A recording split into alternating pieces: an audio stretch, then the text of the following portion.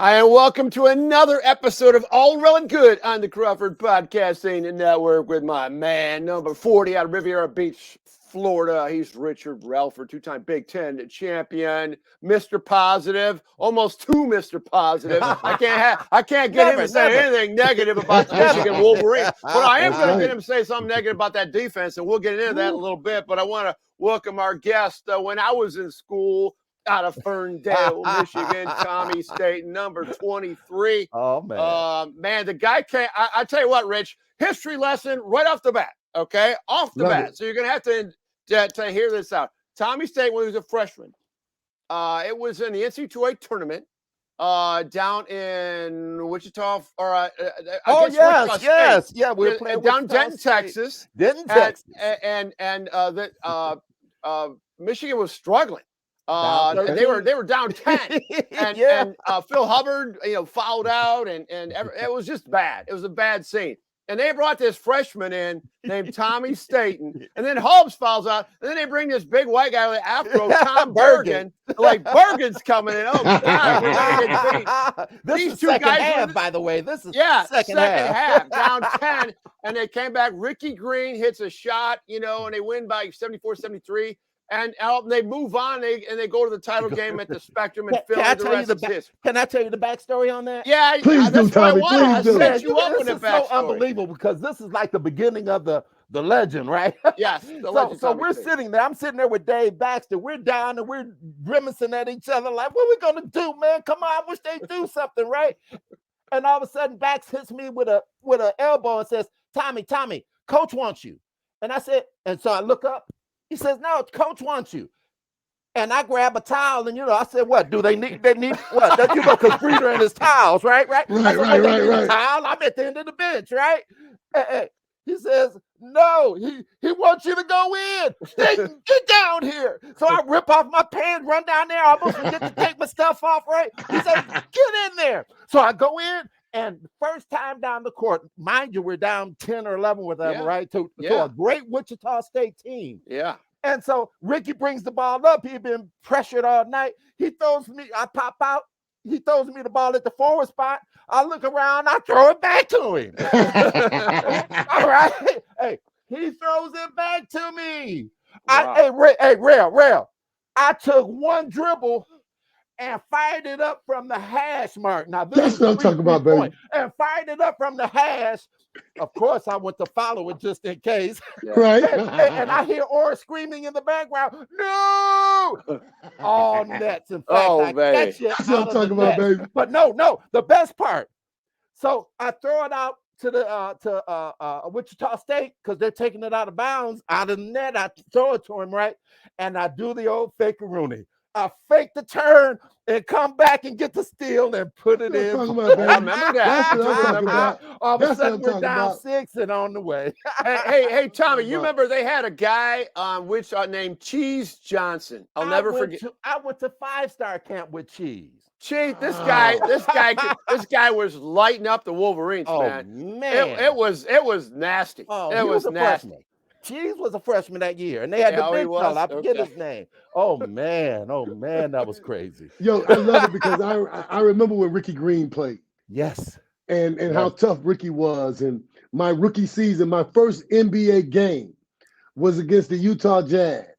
And Ricky Green was still on the team. Yes. And out of nowhere, I'm just sitting around shooting warm up, and Ricky Green comes from behind me and grabs me in a bear hug and says, "What's up, fellow Wolverine? What's up?" Listen, I didn't even have to play in the game after that because I saw Ricky and met Ricky, so I was a big Ricky Green fan. That's right. That's when he finally got his first All-NBA hit. Remember? Yep. I showed him. He come all the way back from Hawaii and everywhere to get back to the NBA. Hey, Tommy, about that team though. I mean, we were before we came on the air. I was talking to Rich about this team doesn't have any consistent shooters and things like that.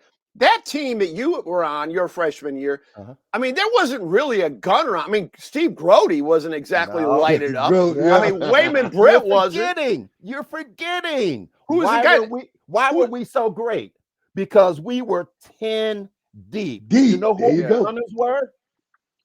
David Baxter and Joel Thompson.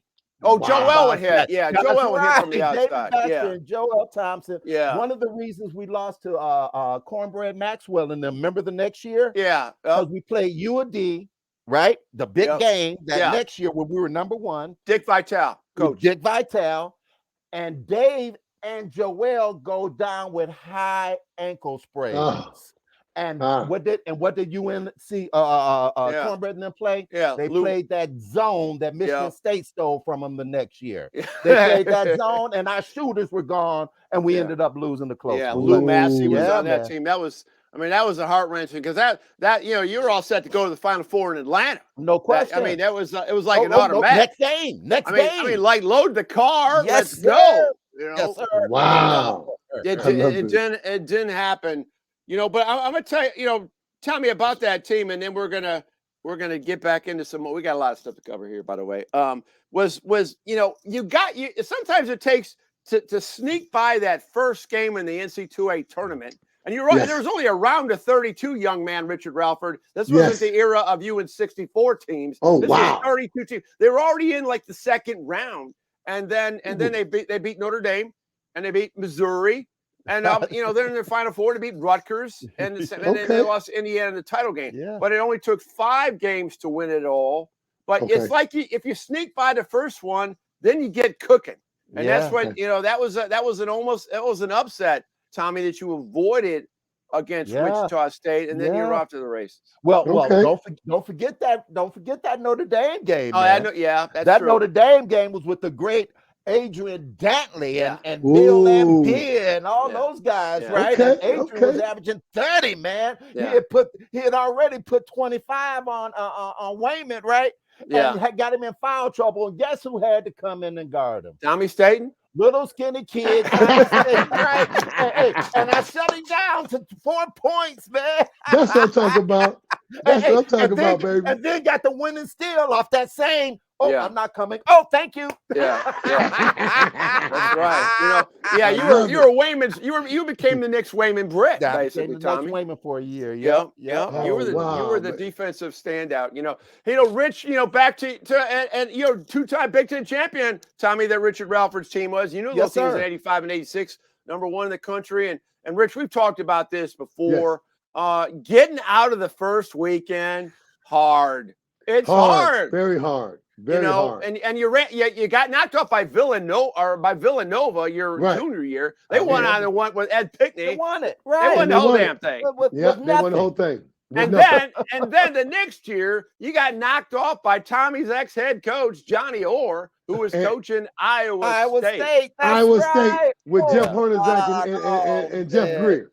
Yeah, Jeff Greer was on that team. Yep. How painful was that for you, Rich? You didn't get to experience the Tommy's first 2 years. He got deep into the tournament, obviously. Right. But how frustrating was that for you, Rich, when you look back? My junior year was not as bad as my senior year. Frustration.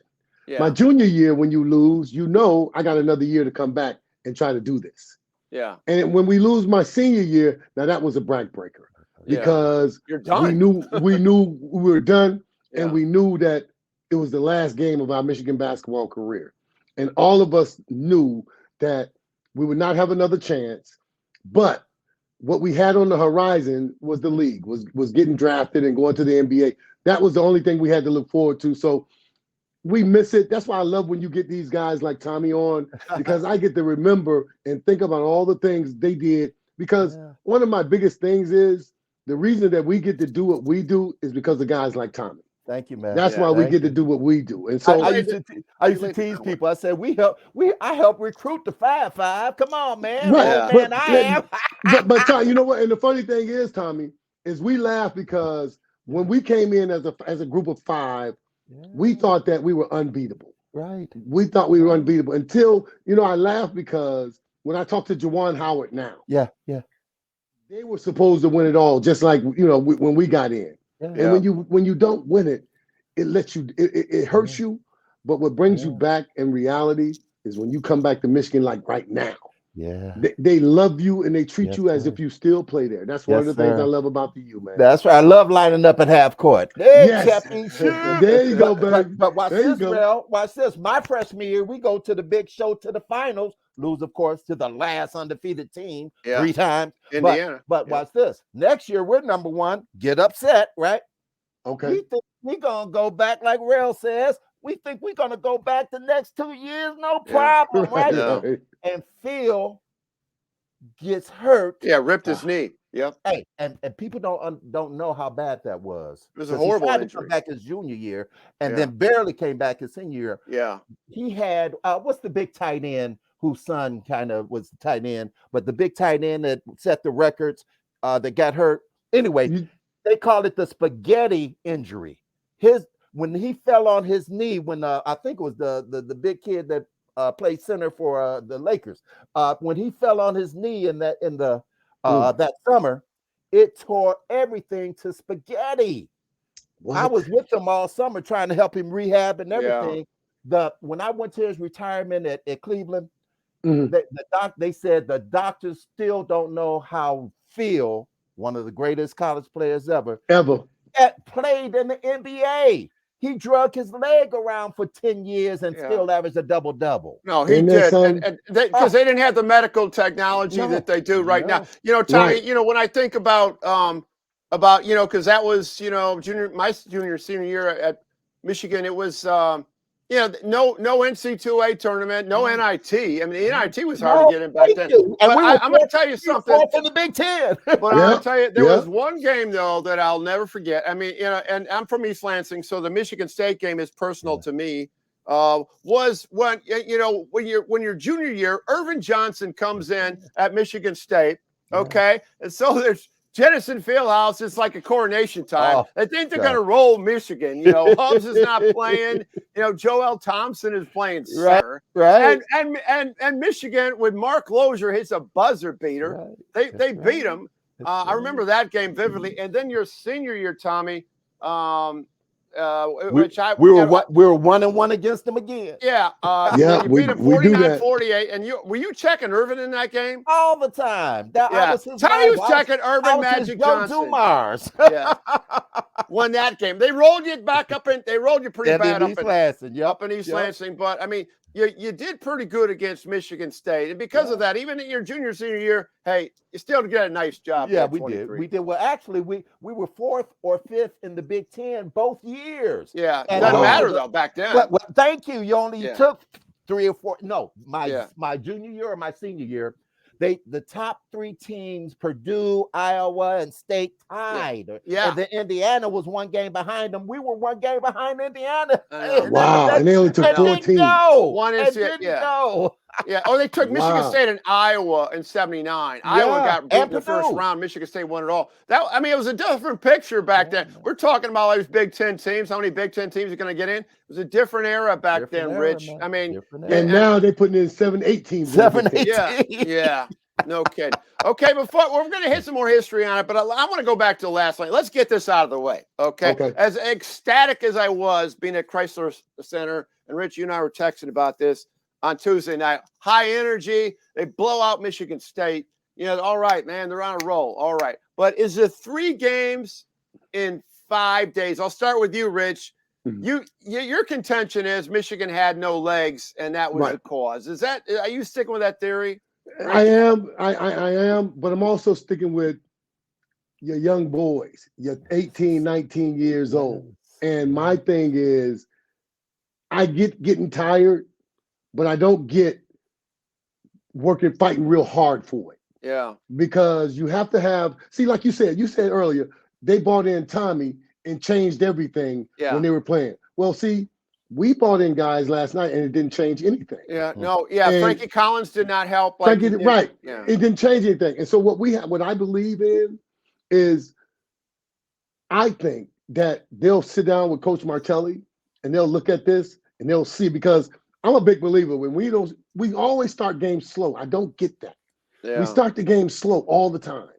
But what I don't understand is when we don't hit threes, it's like we're out of the game. Right. Well, I mean, they had 10 threes. I mean, Right. Michigan had 5. I mean, at halftime, I think Iowa had 8 or 10 threes, and they also it was 20-8. I mean, they were behind right out of the chute. Tommy, Right out of the chute. Tommy, like you're a defender. Illinois. You were a defender specialist. Okay.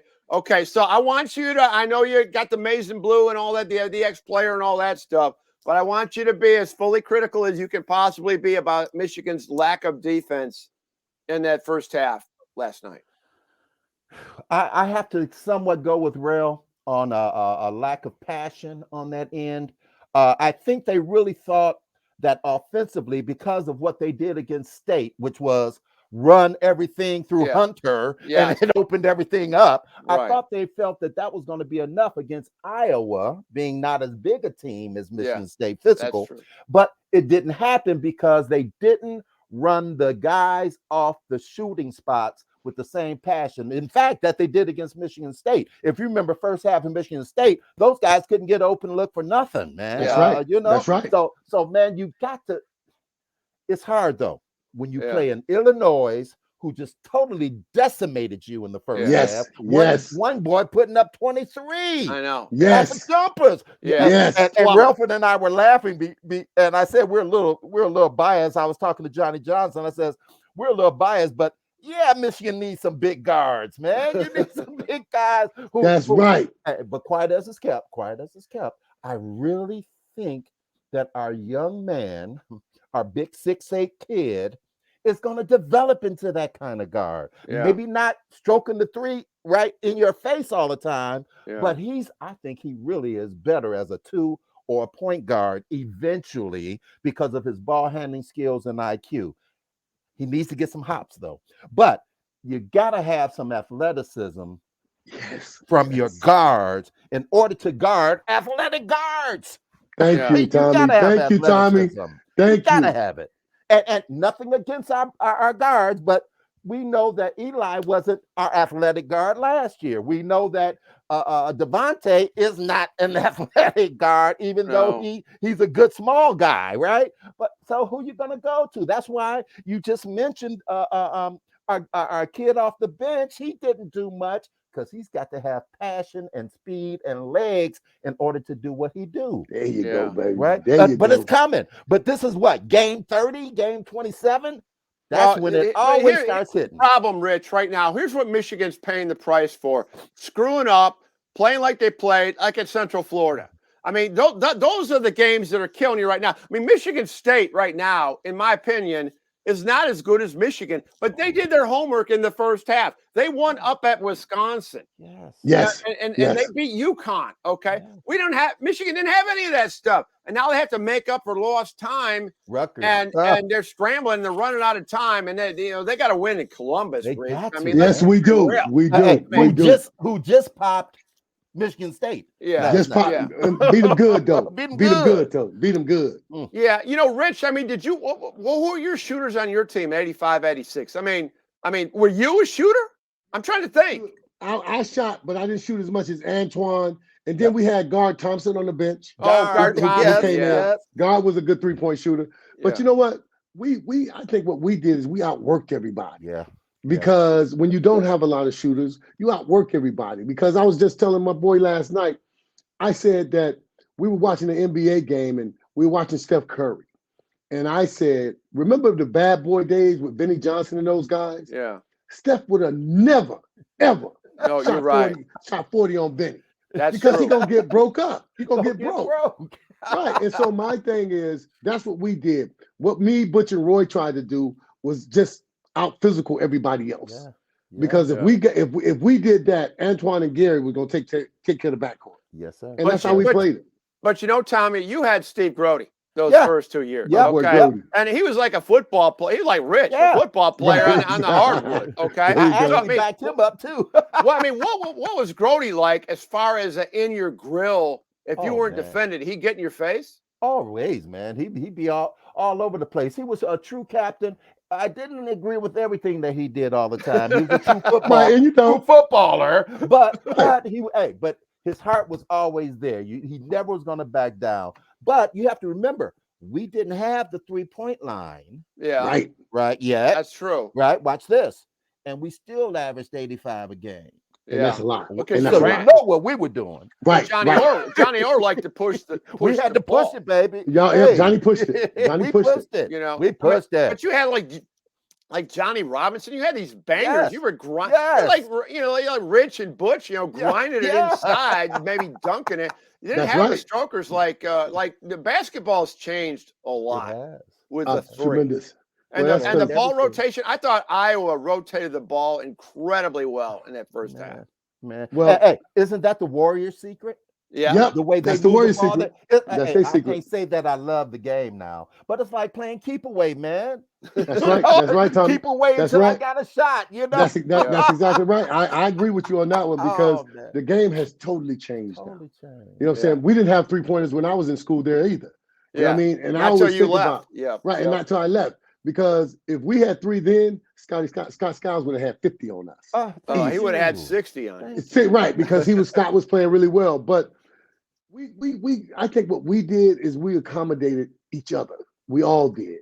For something like Butch wasn't a great shooter, but he was one of the best rebounders in the Big Ten. And so we kind of accommodated everybody, man. And listen, it takes chemistry. I heard guys talking about it this morning. We had chemistry, just like Tommy and team is. You got to have chemistry to win.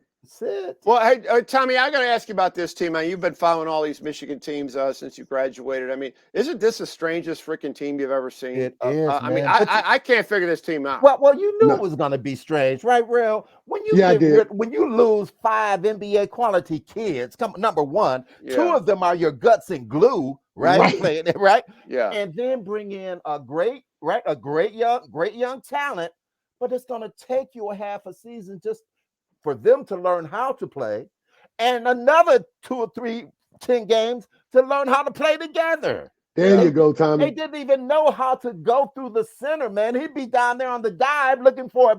They're finally getting him the ball for dunks. Right. But watch this. Devontae comes in to score. They were hopeful that he was going to do like Mike last year. Watch this.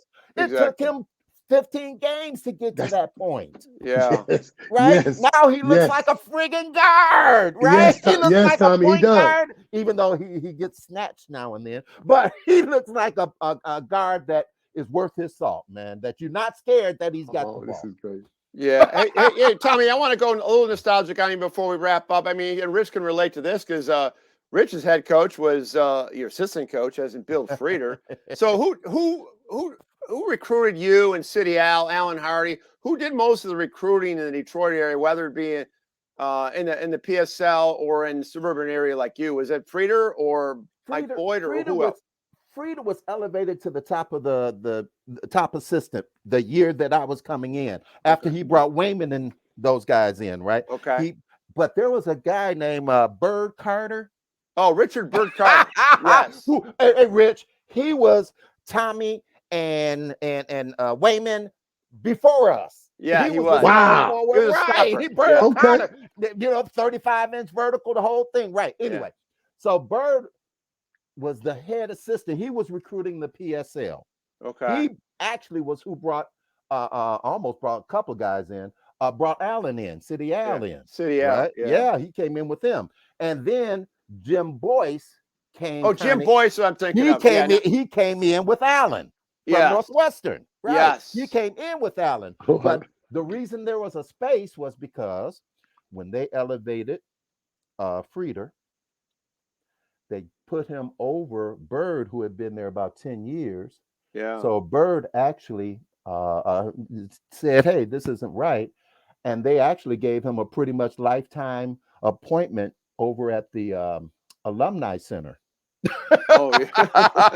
Okay. But he still, right. But he still was involved, right? He was our mentor and everything, right? Yeah. Okay. But yeah, so that's who was doing the recruiting. But of course, Frieder is the one who brought in our first Fab Five, which included Ricky and Hub and Hardy and myself and another Fab Five. So another That's right. Fab Fives, baby. That's what I'm talking and Bobby about. Jones, who was the best player out of the South, right? Well, we went from what?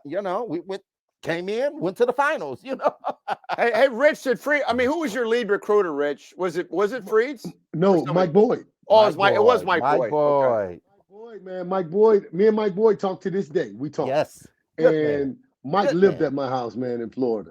And by the time things got down to where I was going to choose to go, my father was even talking to Mike Boyd on the regular. Right. And so it was easy for me, man. And you know, it's funny, Tom, because when I just came back from Florida, you know, I was with Anthony Connor. Oh, and, AC! Right, that's it. And AC, me and AC talk. Anthony loves Michigan. Yes. He is a Michigan man to the end. Yes. And I'm started that Florida thing. He so did. There you go, Tommy. That's exactly right. And my thing is I'm trying to talk Anthony to come back up here to a basketball game next year.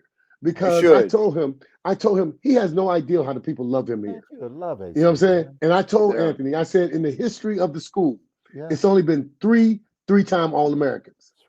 Right. Osterbond, can't remember the other guy, and Anthony Connor. That's right. Ron Kramer. Ron Kramer, that was the other. And changed football. Yeah, at Michigan. For sure. At Michigan. That's right. Because it was all about the run until Anthony got there. Hey, I'll back you on that, Rellford. If we have the reunion next year, I'll back you on that. You know, and say, hey, let's bring him up. Man. He should be a part of our reunion Thank you, next man. year. Man. There you go. By the way, you spoke about Frieder. The dinner that we came up and did our own little reunion with also had one of the Boss twins, right? Mark and Marty. Yeah. But he showed a picture. Marty had a picture of his brother Mark out in California with Freeds. Yes, I got the picture on Facebook. Freeds, right? He's about 75 years old. No. Let me tell you something right now. Guess who turned 80 years old yesterday? Bill Frieder. Are you kidding me? Yes, he was 79, right? Yeah, he turned 80 yesterday. So it's good that we're doing this tribute to Bill Frieder right now because that's a little birthday. Because you know what? He called me about 3 weeks ago. Oh man. Yeah. And he told me he called just to check on me. Right. Right. Wow. I thought that was really cool. I was really cool because everybody had been calling me saying, Rich, Coach Frieder's trying to get a hold of you. I was like, what is Coach trying to get a hold of me for? And he had called all of us. He called Butch. He called Antoine. He called me. He called Garrett. He called all of us just to see how we was doing, man. Awesome. So I'm thankful, man. Thank you for bringing up Coach Frieder. Yeah, man. Hey, he had his faults. But man, he was a player's coach. Thank you, Tommy. You told it. I'll tell you what. I'll tell you what he meant by that. Because Rich always says this. Tommy says, you know what? I say, what do you like about Freeze? Oh, because he kind of just rolled the balls out and said, "Go at it, guys." That was it. Hey. Even after practice. So he left you alone. Tommy, hey, man, go play. Go do your thing. Tommy backed me right up. I'm telling you, that's exactly how Frieder was, man. That's why we liked him. That's why we liked him. Okay, guys, this has been another guy we're going to have to bring back, Richard. Anytime, Tommy, please come back, bro. Thank you. That's what we do, baby. Thank you, guys. 23 out of Ferndale, Michigan, Tommy Staton. By the way, before you go, I got to give my up. I had a Christmas present, man, from God or from whatever. I didn't even apply for it. How about I'm a Oakland County Economic Development Small Business Forward Business Consultant for how about Ferndale, Hazel Park, and where I'm from, Royal Oak Township. It's about 10 of us on the team. We're just getting ready to be announced at the state of the county address by the county exec on the 15th.